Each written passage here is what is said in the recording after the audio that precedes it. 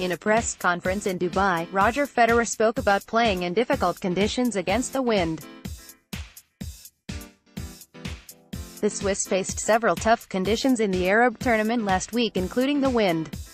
"I've always felt like when I was younger wind was bad for me just because, like maybe what you think as well, because I'm crafty around the court, I need good conditions to maybe go for the lines more, etc."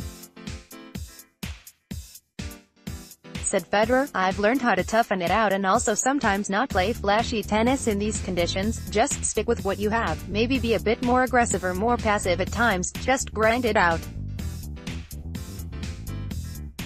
I do believe that probably most of the time anyway it's easier to be a baseline, I don't want to say counter-puncher, but it's a straightforward game plan, you put the ball in play, whenever you have a chance you play aggressive, otherwise you retrieve or just keep it in play, you try to hit it hard.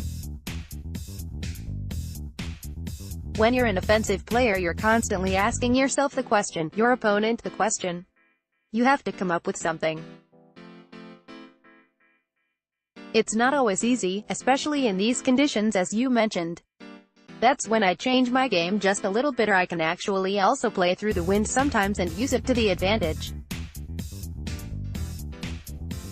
It depends if it's swirly, sidewind, backwind, back and front thing.